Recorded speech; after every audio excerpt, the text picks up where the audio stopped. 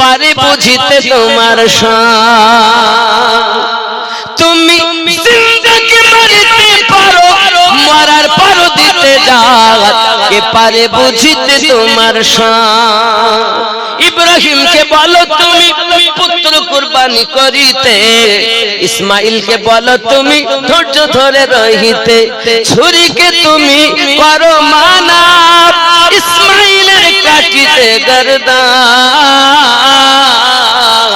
কে পারে বুঝিতে তোমার শান আল্লাহ পাক নবী ইব্রাহিম আলাইহিস সালামকে 80 বছরে আব্বা বানালেন বাপ হলেন সন্তানকে পেয়ে বড় আনন্দিত একদম ইসমাইল আলাইহিস সালাম চলতে ফিরতে শিখেছেন 87 বছর বয়স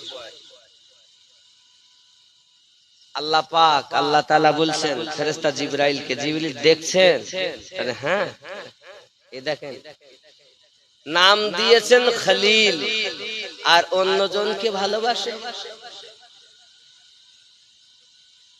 কাকে বেটাকে নিয়ে এত আনন্দ এত খুশি আপনি উপাধি দিয়েছেন খলিলুল্লাহ তার হালাতে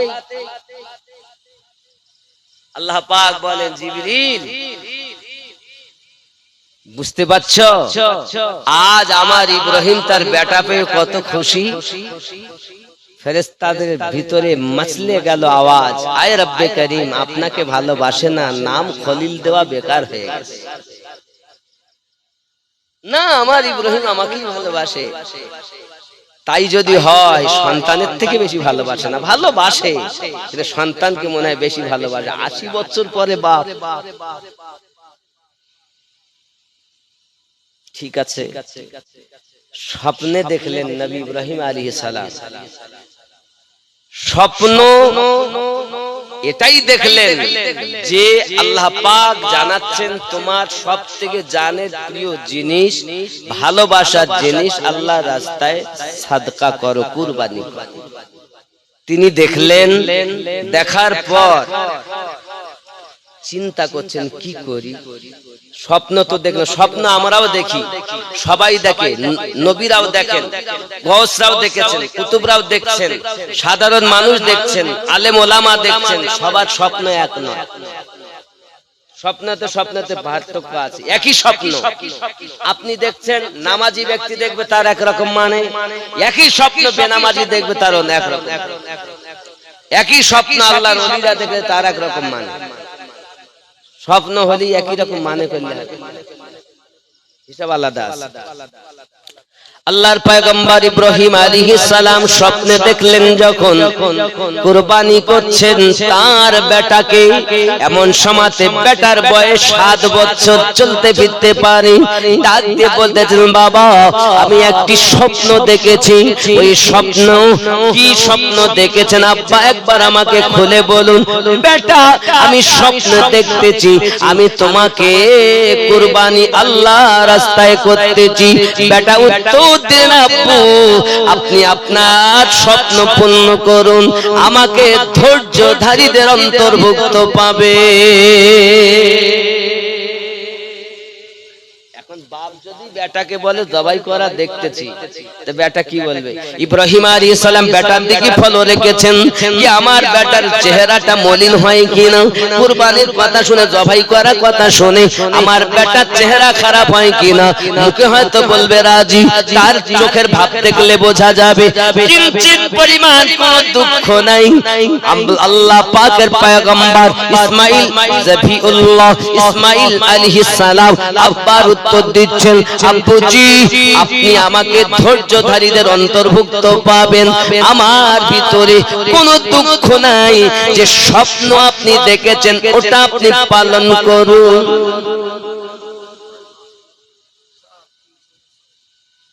সাতাজুদিনী ইনশাআল্লাহু মিনাস সাবিরিন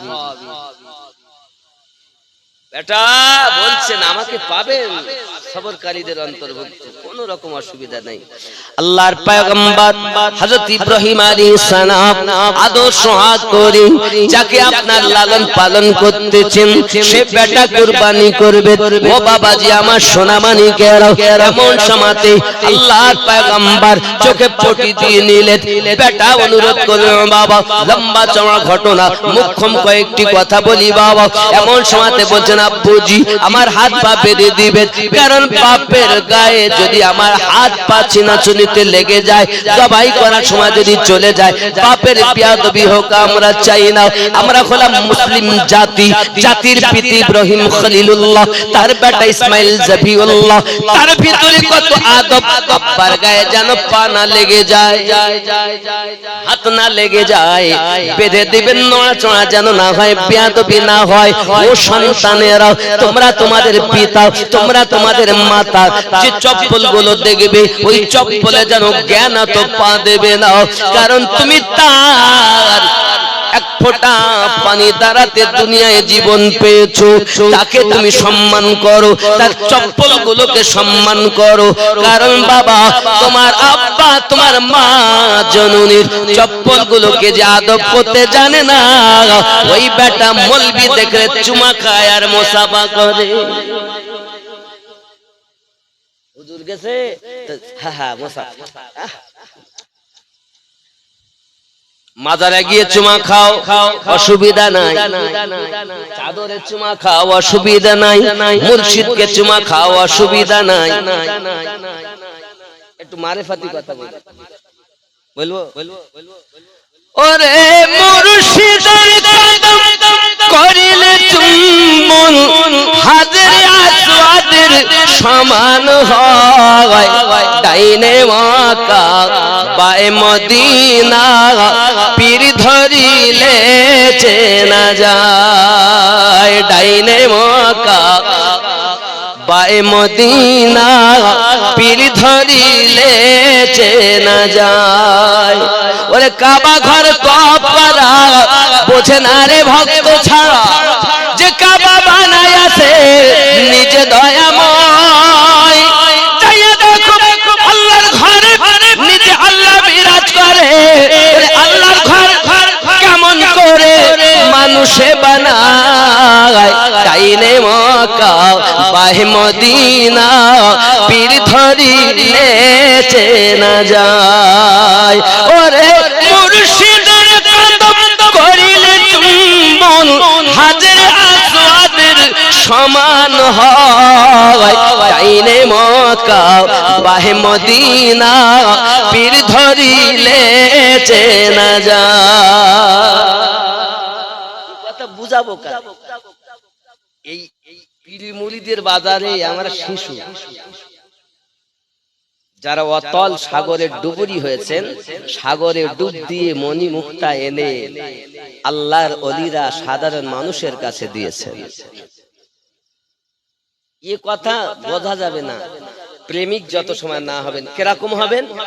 দুধে পানি দিলে যখন পানি আর দুধ আর বেছে আলাদা করা যায় না, পীর ও মুরিদি তেমন এমন সম্পর্ক আলাদা করা যায় না। এ বেটা মুরিদও বলে আবার শুধু খায়, এ বেটা মুরিদও বলে আলাদা করে, তাহলে এর মতো চিটিং বাজার নাই। মুরিদ মানেই মরা। ওরে ইসরাইল সা বলছে কিছু, বোকা হাসান দুধের শিশু, দুধের শিশু কেমন করে খুরমা পোলাপ খায়, যেদিন তুই বালক হবি খুরমা পোলাপ সবই খাবি, নইলে তুই মারা যাবি প্রেম জ্বালায়, ডাইনে মক্কা বাহে মদিনা পীর ধরিলে চেনা যায়। কিন্তু যেমন পীরের কাছে মুরিদ হয়েছে, সে নিজেই বেনামাজি চোর, তার কলবে আল্লাহ বলে না, তার কলবে রাসূল বাস করে না। আগে হিসাব করে দেখো পীর না নকল ডুপ্লিকেট মা। এখন মুরিদের অভাব, গলি গলি পীর পাওয়া যায়, আছে না নাই? বেনামাজি পীর মুরিদ ও পিকচারটা আলাদা। যাই হোক এতটুকুই বুঝুন, আমরা আধ্যাত্মিক পথেও শিশু, শরিয়াতের পথেও শিশু। শেষ কথা, সব কথার একটা কথা বুঝুন, ইবাদত নামাজ যদি আপনি আমি পড়ি, শরিয়াত, তরিকত, মারিফাত, হাকিকত চার মিলে হবে আল্লাহ পাকের ইবাদত। যে ব্যক্তি শুধু শরিয়াতের নামাজ পড়ে সে ফাসিক। কি বুঝলেন? যে শুধু তরিকতের ইবাদত করে সেও চার সমন্বয়ে যার ইবাদত, সে হলো হাকিকত ইবাদতি। আর ওই ব্যক্তি ইয়াতাকাররাবু ইলাইহি আবদি বিন নওয়াফিল, ওই ব্যক্তি ইবাদতের মাধ্যমে আল্লাহর মেহবুব হয়ে গেছে। আল্লাহ বলেন আমি তার হাত, হাত তার, ও হাতে পাওয়ার আমার, চোখ তার, ও চোখে পাওয়ার আমার, কান তার, ও কানে পাওয়ার আমার, সে আমার, আমি তার। এই জন্য তো গৌসে আজম বলেছিলেন কুম বিইজনি, मेरे हुक्म से जिंदा हो जा। किसी ने पूछा कुम बिस्मिल्लाह, अल्लाह के हुक्म से होना, तो हर वक्त आपने फरमाया आज ये क्यों फरमाया मेरे हुक्म से। गौसे आजम इशारे में ये फरमाने लगे जुबान मेरी, इसमें जो तासीर है वो रब का है। जुबान मेरा तासिर रब का, हाथ मेरा तासिर रब का। मैं वो नहीं आए इश्क तेरे सदके, जलने से छूटे सस्ते, जो आग बुझा देगी वो आग लगाई है। जुबान है मेरा लेकिन ये तासिर रब का है। इस जो बोलता अब्दुल कादिर है, हकीकत में बोलता रब ताला। বুঝবে কে, কারে বুঝাবো? শুনতে তো ভালো লাগে কিন্তু আসলে কাজ করতে তো ভালো লাগে। শুনতে ভালো, কথা বুঝতে পেরেছেন? আমি আপনাকে অনুরোধ করব, আপনি যেখানেই মুরিদ হন, মুরিদ তো অপরিহার্য হতেই হবে। যদি বলেন কেন, তো রব তাআলা ঘোষণা দিয়েছেন সূরা আল কাহফের 17 নম্বর আয়াতে, যাকে আল্লাহ হেদায়েত দেন সে হেদায়েত প্রাপ্ত হন, যাকে আল্লাহ পথভ্রষ্ট করেন সে পথ প্রদর্শক আউলিয়াকে মুর্শিদ রূপে পাবে না।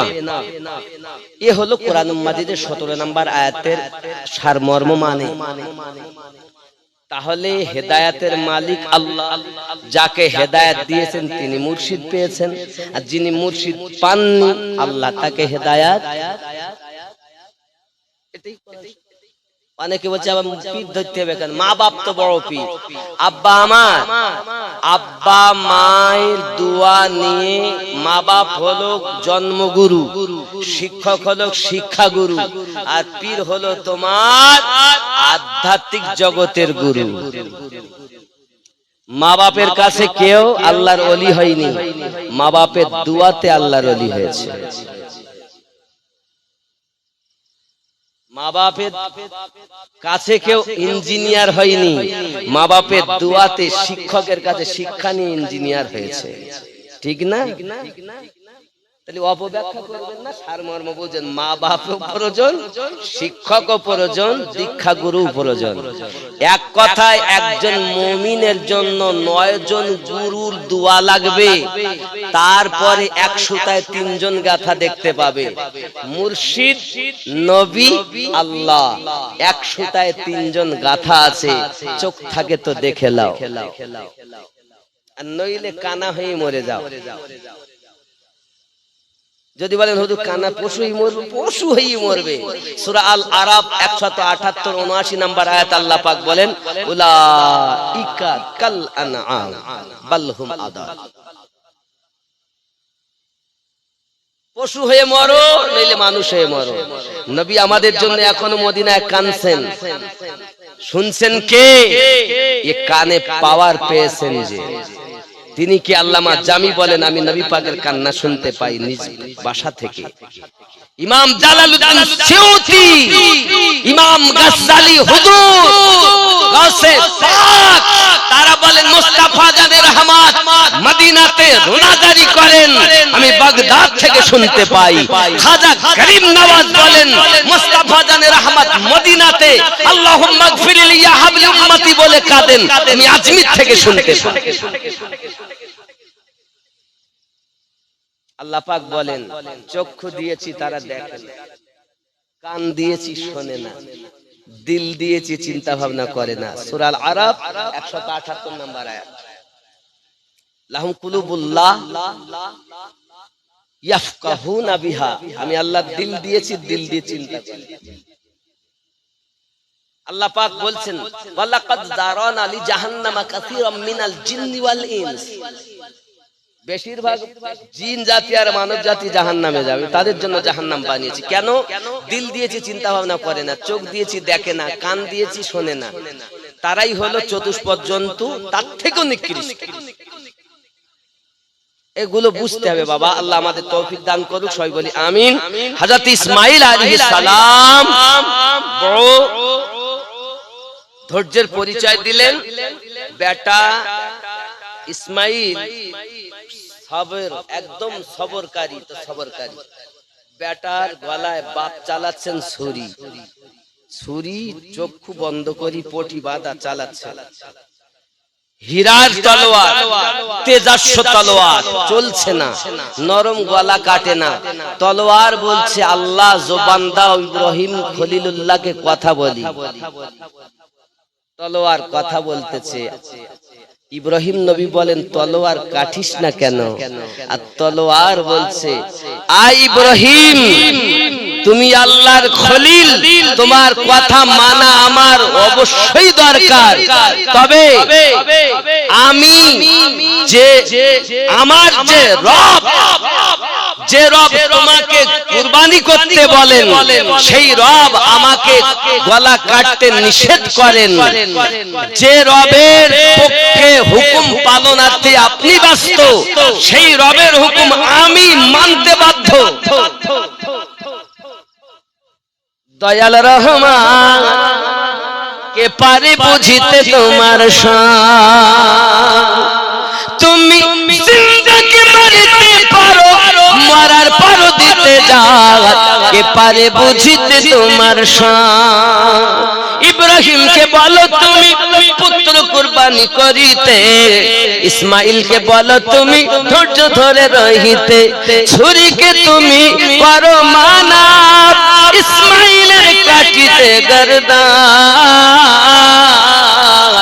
কে পারে বুঝিতে তোমার শান।